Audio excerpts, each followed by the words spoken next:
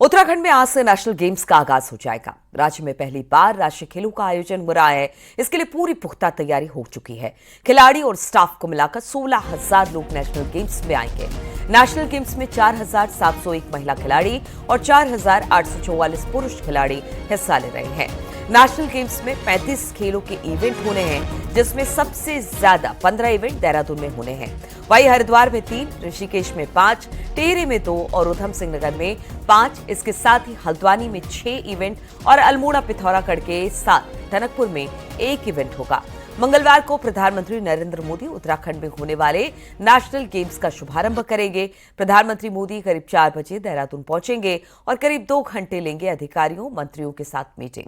बैठक में हरिद्वार, ऋषिकेश और शारदा कॉरिडोर पर चर्चा होगी, प्रेजेंटेशन होगा और इसके साथ ही बद्रीनाथ, केदारनाथ मास्टर प्लान पर भी चर्चा के साथ सड़क और रेल प्रोजेक्ट पर भी बातचीत होगी। इस दौरान सीएम धामी भी उनके साथ ही मौजूद होंगे।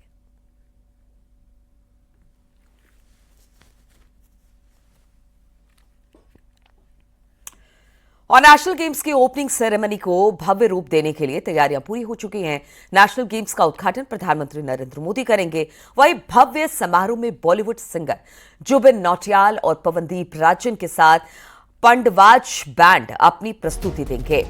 वहीं प्रधानमंत्री नरेंद्र मोदी के दौरे को लेकर पुलिस ने सुरक्षा के पुख्ता और चाक चौबंद इंतजाम किए हैं। ट्रैफिक के लिए डायवर्जन प्लान भी बनाया गया है।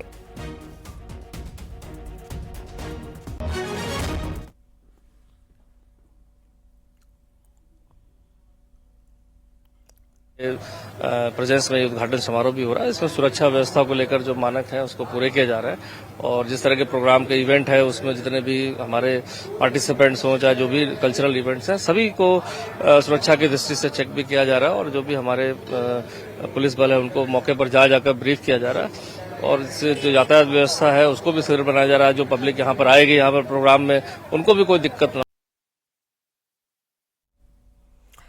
तो प्रधानमंत्री शाम 6 बजे उद्घाटन करेंगे नेशनल गेम का और इसके लिए अब तैयारी आप देखिए किस तरह से कर ली गई है।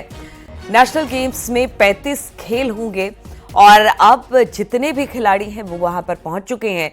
किस तरह की तैयारी है, बातचीत करने के लिए देहरादून से सतेंद्र बर्तवाल इस वक्त हमारे साथ जुड़ गए हैं। सतेंद्र, नेशनल गेम्स का आगाज आज होने वाला है। प्रधानमंत्री नरेंद्र मोदी यहां पहुंचने वाले हैं और सीएम पुष्कर सिंह धामी उनके साथ होंगे। एक बहुत बड़ा इवेंट आज उत्तराखंड में यानी कि देहरादून में होने वाला है। इसको लेकर तैयारी किस तरह की गई है? बिल्कुल नीलो, अगर हम आज का दिन देखें तो आज का दिन उत्तराखंड के लिए एक अहम दिन है, क्योंकि आज से ही उत्तराखंड में एक नेशनल गेम शुरू होने जा रहे हैं। 38वां नेशनल गेम पहली बार उत्तराखंड में होने जा रहा है और सबसे बड़ी बात है इस कार्यक्रम, इस जो ओपनिंग सेरेमनी है इसमें प्रधानमंत्री नरेंद्र मोदी शिरकत करेंगे और ये जो प्रोग्राम है ये इसी यानी महाराणा प्रताप स्पोर्ट्स स्टेडियम में होगा। और प्रधानमंत्री नरेंद्र मोदी अगर हम बात करें तो करीब 4 बजे उत्तराखंड में पहुंचेंगे और इसी स्पोर्ट्स स्टेडियम में उनका वो यहां पहुंचेंगे और यहां पे करीब 2 घंटे पहले वो मीटिंग लेंगे अधिकारियों के साथ और जो जितने प्रदेश के मंत्री हैं, साथ ही विधायक भी उसमें जो मीटिंग है उसमें रहेंगे। सीएम पुष्कर सिंह धामी उस मीटिंग में रहेंगे और उन 2 घंटे की जो मीटिंग होगी उसमें एक रोड मैप तैयार किया जाएगा कि उत्तराखंड में आगे का जो विकास होगा वो किस तरीके का होगा, कहां क्या कुछ चीजें होंगी। तो वो 2 घंटे की अहम मीटिंग होगी और उसके बाद करीब 6 बजे यानी प्रधानमंत्री नरेंद्र मोदी जब स्पोर्ट्स स्टेडियम के अंदर जो अंतर्राष्ट्रीय जो क्रिकेट का स्टेडियम है वहां पहुंचेंगे और वहां पे एक भव्य आयोजन होगा जिसमें बॉलीवुड स्टार, बॉलीवुड सिंगर जुबिन नौटियाल, पवनदीप राजन और तमाम जो यहाँ पे जो लोग जो स्थानीय कल्चर्स के वहां पे प्रोग्राम किए जाएंगे और उसके बाद करीब 8:30 बजे प्रधानमंत्री नरेंद्र मोदी यहाँ से दिल्ली के लिए रवाना होंगे।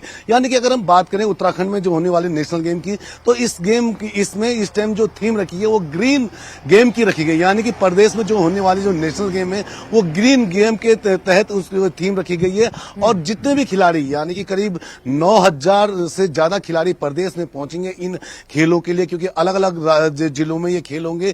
करीब 11 जो स्थान चिन्हित किए गए हैं, 11 वहां पे ये खेल होंगे और इन खेलों का सबसे बड़ा ग्रीन गेम में ये रहेगा कि जितने भी खिलाड़ी यहां पहुंचेंगे वो हर जहां जहां पे खेल होंगे उसी के जो इलाका एक तय किया गया है अगल बगल में, वहीं एक एक पेड़ भी वो लगाएंगे। यानी कि ये पूरा जो आयोजन है एक भव्य आयोजन होगा जो करीब 14 फरवरी तक चलेगा। जी चलिए सत्येंद्र, बहुत बहुत शुक्रिया आपका जानकारी देने के लिए। तो दिन भर क्या कुछ वहां पर इवेंट होने हैं, किस तरह की तैयारी होनी है, ये सब कुछ अपने दर्शकों के लिए हम लेकर आते रहेंगे। देहरादून में मंगलवार से शुरू हो रहे 38वें राष्ट्रीय खेलों के लिए, यानी कि आज से जो शुरू हो रहा है, हरिद्वार स्थित शांति कुंज गायत्री परिवार ने भी इसकी तैयारी की है। इसके लिए पिछले कई दिनों से सैकड़ों कार्यकर्ता तैयारी में जुटे हैं। मंगलवार को शाम 6 बजे प्रधानमंत्री नरेंद्र मोदी के खेलों का उद्घाटन करने का कार्यक्रम है और इसी अवसर पर गायत्री परिवार के 2200 कार्यकर्ता एक साथ शंखनाद करेंगे।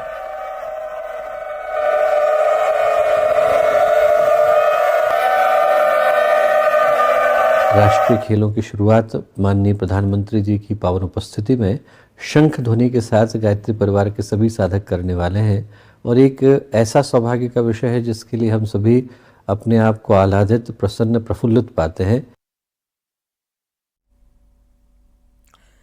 नेशनल गेम्स के आयोजन से न सिर्फ खेल प्रेमियों को एक बेहतरीन मौका मिलने जा रहा है, बल्कि गेम्स का प्रदेश के इकोनॉमी को भी बड़ा फायदा हो रहा है। प्रदेश के विभिन्न जिलों में होटल, गाड़ियां, अन्य व्यवस्थाओं के साथ साथ स्वरोजगार को भी बड़ा फायदा मिल रहा है।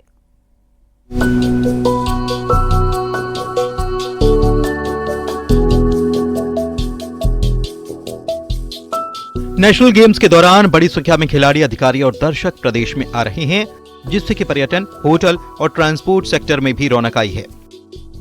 स्थानीय होटल्स में बुकिंग बढ़ी है और ट्रांसपोर्ट सेवाएं भी व्यस्त नजर आ रही हैं। आयोजन ने न केवल खेलों के प्रति उत्साह बढ़ाया है, बल्कि स्थानीय व्यवसाय को भी एक बड़ा लाभ मिल रहा है।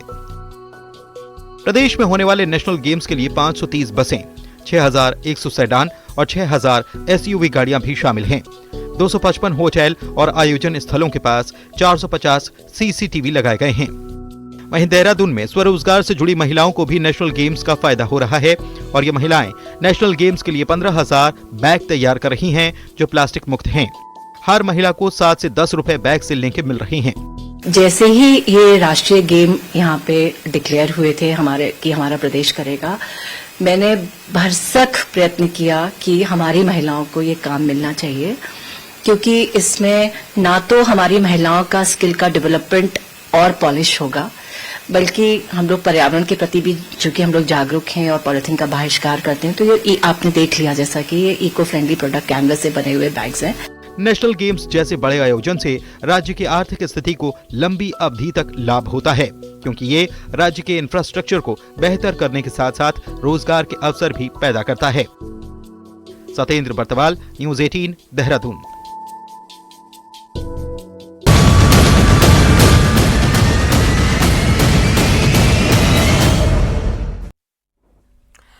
और देवभूमि उत्तराखंड के नाम सोमवार को एक बड़ी उपलब्धि जुड़ गई। सोमवार को उत्तराखंड देश का ऐसा पहला राज्य बन गया जहां पर यूनिफॉर्म सिविल कोड लागू हो गया, यानी कि यूसीसी लागू कर दिया गया। मुख्यमंत्री ने यूसीसी के गजट नोटिफिकेशन का अनावरण कर इसकी शुरुआत कर दी।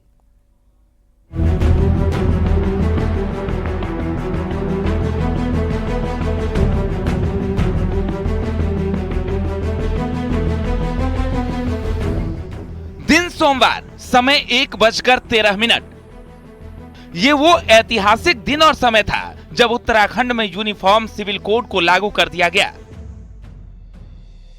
सीएम आवास स्थित मुख्य सेवक सदन में अपनी पूरी कैबिनेट के साथ मौजूद मुख्यमंत्री ने यूसीसी के गैजेट नोटिफिकेशन का लोकार्पण कर प्रदेश में यूसीसी को लागू करने की घोषणा की।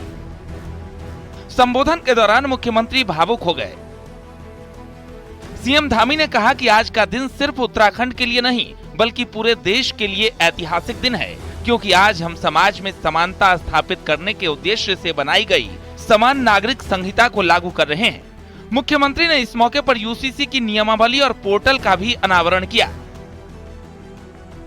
मुझे अपने 1.25 करोड़ उत्तराखंड वासियों के समक्ष एक घोषणा करते हुए आज अत्यंत हर्ष और गर्व की अनुभूति हो रही है। और मैं सच में आज थोड़ी देर पहले तो मैं ऐसा नहीं सोच रहा था, लेकिन मैं शत्रुघ्न सिंह जी और राधा रतूड़ी जी जब बोल रही थी उसके बाद सच में मैं थोड़ा भावुक भी हो रहा हूं,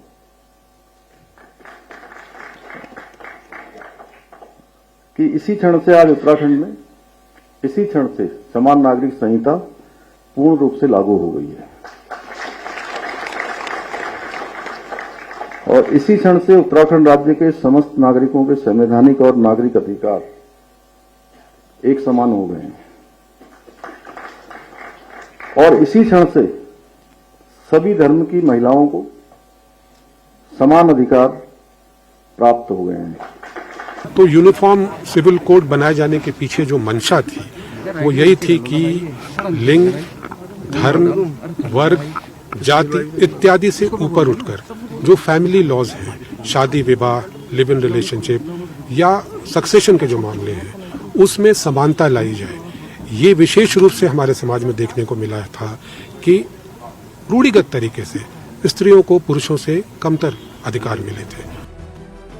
सीएम धामी ने कहा कि यूसीसी किसी भी धर्म पंथ के खिलाफ नहीं है, बल्कि ये समाज की कुप्रथाओं को मिटाकर समानता से समरसता कायम करने का कानूनी प्रयास है।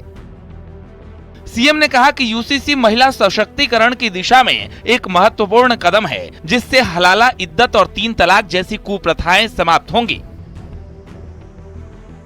इसके द्वारा जो कुछ कुरीतियां हैं, अब हलाला, इद्दत, बहुविवाह, बाल विवाह, 3 तलाक आदि जो कुप्रथाएं हैं उन पर पूरी तरह से रोक लगाई जा सकेगी।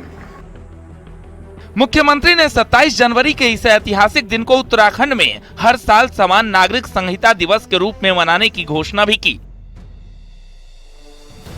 यूसीसी पोर्टल पर अपनी शादी का रजिस्ट्रेशन कराने वाले सीएम पहले व्यक्ति भी बने। मुख्य सचिव राधा रतूड़ी ने उन्हें रजिस्ट्रेशन सर्टिफिकेट सौंपा।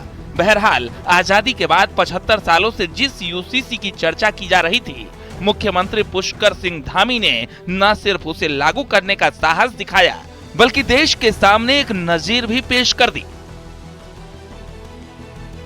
न्यूज़ 18 के लिए देहरादून से सुनील प्रभात की रिपोर्ट।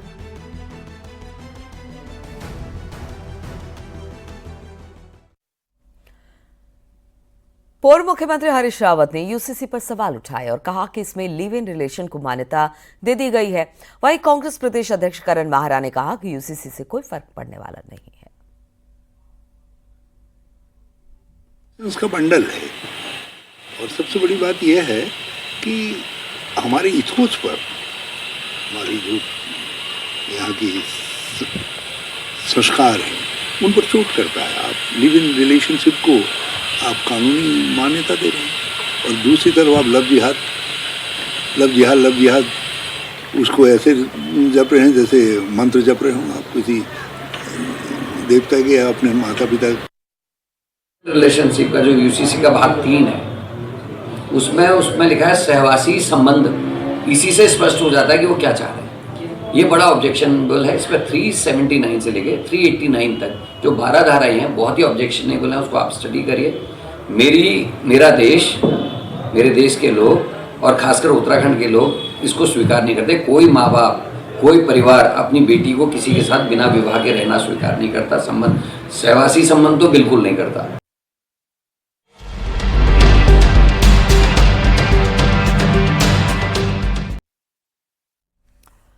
तो कुंवर प्रणब सिंह चैंपियन के खिलाफ हरिद्वार जिला प्रशासन ने बड़ा एक्शन लिया। जिला प्रशासन ने चैंपियन के परिवार के 9 शस्त्रों के लाइसेंस सस्पेंड कर दिए। ये लाइसेंस प्रणब चैंपियन, उनकी पत्नी, उनके बेटे के नाम पर थे, जिसमें 9 लाइसेंसी रिवॉल्वर और गन शामिल है। तो चैंपियन के परिवार के लाइसेंस सस्पेंड कर दिए गए। ये पूरा मामला हुआ था उमेश कुमार के दफ्तर पर गोलीबारी करने का। चैंपियन 26 जनवरी के दिन पहुंचे उनके घर पर अपने समर्थकों के साथ और फिर ताबड़तोड़ फायरिंग शुरू कर दी। इसी मामले में उन्हें हिरासत में लिया गया, कोर्ट में पेश किया गया और फिर उनको अब 14 दिनों की न्यायिक हिरासत में भेज दिया गया है। हालांकि उमेश कुमार को जरूर बेल दे दिया गया। उनका भी असलाहा लहराते हुए वीडियो सामने आया था, उनको भी हिरासत में लिया गया था, लेकिन फिलहाल बेल पर बाहर है उमेश कुमार।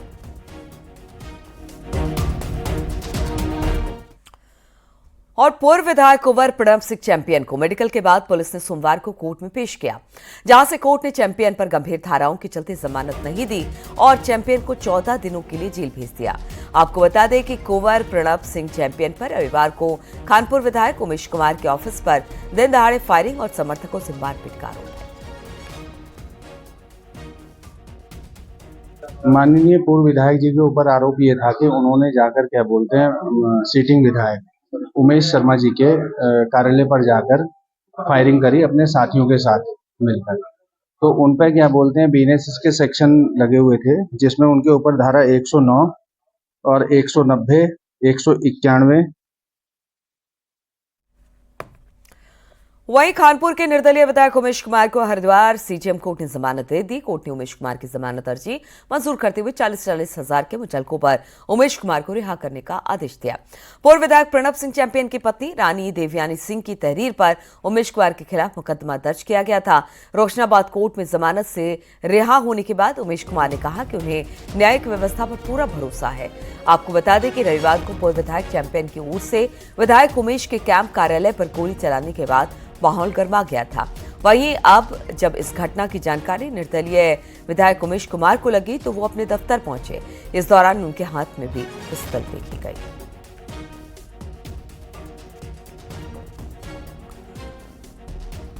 और इसी पर बातचीत करने के लिए रुड़की से मनोज जुएल इस वक्त हमारे साथ जुड़ गए हैं। मनोज, इस पूरे मामले में अब कार्रवाई हुई है, 14 दिन की न्यायिक हिरासत में चैंपियन को भेज दिया गया है। हालांकि उमेश कुमार को जमानत जरूर मिल गई है, लेकिन लाइसेंस भी रद्द किया गया है। तो क्या सिर्फ चैंपियन के लाइसेंस को रद्द किया गया या फिर उमेश कुमार के लाइसेंस की भी रद्द करने की बात हो रही है? और इस पूरे मामले में अब आगे क्या अपडेट? जी, मैं आपको बता दूं, जिस तरीके से पूरा प्रकरण हुआ उसके बाद पुलिस प्रशासन भी अलर्ट मूड में नजर आई और जो पूर्व विधायक चैंपियन हैं उनको 14 दिन की न्यायिक हिरासत में जेल भेज दिया है और उनके परिवार के 9 जो सदस्य हैं जिनके नाम पे लाइसेंस थे, जो शस्त्र लाइसेंस है, उनको निरस्तीकरण कर दिया गया। साथ ही अब ये देखने वाली बात होगी क्योंकि एसएसपी हरिद्वार ने साफ दिशा निर्देश दिए थे कि दोनों जो विधायक हैं और जो पूर्व विधायक हैं उन दोनों के शस्त्र जो लाइसेंस हैं उसको निरस्तीकरण किया जाएगा। लेकिन फिलहाल अभी जो पूर्व विधायक चैंपियन है उनके परिवार के जो लाइसेंस है, शस्त्र लाइसेंस, उसको निरस्त कर दिया गया। लेकिन अब सबसे बड़ी चुनौती ये होगी जिस तरीके से उमेश कुमार को जमानत मिल गई है और कुंवर प्रणब सिंह चैंपियन 14 दिन की न्यायिक हिरासत में जेल में है। लेकिन अब इस पुलिस के लिए सबसे बड़ी चुनौती ये है कि जो गुज्जर समाज है, क्योंकि चैंपियन एक गुज्जर समाज से ताल्लुकात रखते हैं और जिस तरीके से वो कल जेल भेजा गया तो उसके जो गुज्जर समाज के लोगों में तमाम सा रोष था। उसके बाद उन्होंने एक ऐलान किया है कि वो 29 जनवरी को एक महापंचायत करने का ऐलान किया है। अब देखने वाली बात ये होगी कि पुलिस क्या इनको परमिशन देती है या नहीं, ये फिलहाल पुलिस का मामला है। लेकिन पुलिस की अभी जो मुश्किलें हैं वो कम नजर होती नहीं आ रही है, क्योंकि यदि महापंचायत होती है तो पुलिस के लिए एक बड़ी चुनौती होती है, क्योंकि जिस तरीके से जो गुज्जर समाज है, रुड़की क्षेत्र और लक्सर क्षेत्र एक यूपी से जुड़ा हुआ बॉर्डर है। चाहे मेरठ की बात करें, मुजफ्फरनगर की बात करें, चाहे यहाँ से सहारनपुर की बात करें, तमाम से जो गुज्जर बिरादरी के लोग हैं उन्होंने ऐलान किया था कि जो कल हमें सोशल मीडिया के माध्यम से और जो हरिद्वार में उन्होंने ऐलान किया था कि हम एक महापंचायत करेंगे। जिस तरीके से उत्तराखंड सरकार पर भी उन्होंने आरोप लगाए थे कि भाई एक पक्षीय कार्रवाई हुई है। अब पुलिस के लिए एक चुनौती होगी कि पुलिस यदि इनको परमिशन देती है तो एक बड़ा मामला और बढ़ सकता है। लेकिन फिलहाल ये परमिशन के बाद ही पता लग पाएगा कि क्या महापंचायत होगी या नहीं। लेकिन जिस तरीके से दोनों विधायक, एक विधायक और एक पूर्व विधायक का जो ये मामला चला है, बिल्कुल, तो ये दावत अब लंबी चलेगी। एक तरफ एक को तो जमानत मिल गई, लेकिन दूसरे को 14 दिन की न्यायिक हिरासत में जाना पड़ा। अब गुज्जर समाज पंचायत की बात जरूर कर रहा है। बहुत बहुत शुक्रिया आपका मनोज, हमारे साथ जुड़ने के लिए। देहरादून में सीएम पुष्कर सिंह धामी ने महिला, एएनएम और वन विकास निगम में चयनित 530 कैंडिडेट को ज्वाइनिंग लेटर दिए। उत्तराखंड में पिछले 3.5 सालों में 19,500 से अधिक सरकारी पदों पर नियुक्ति हुई। इस दौरान सीएम धामी ने कहा कि राज्य में आज पेपर लीक नहीं होता और बिना नकल के पेपर हो रहे हैं। इसके साथ ही सीएम धामी ने यह भी कहा कि सरकार अपने संकल्प को पूरा कर रही है और ये कालखंड रोजगार का कालखंड होगा। कि हमारी सरकार ने केवल 3 वर्ष के कालखंड में लगभग 20,000 युवाओं को अभी तक सरकारी नौकरियां मिल चुकी हैं और एक में भी कोई नकल का मामला नहीं आया है। और हमने जो कहा था कि हम प्रदेश के अंदर जितने भी हमारे पद रिक्त हैं, जितनी भी रिक्तियां हैं, उन सभी रिक्तियों को भरेंगे। और हमने जो वायदा किया था, हमने जो संकल्प लिया था, हम उस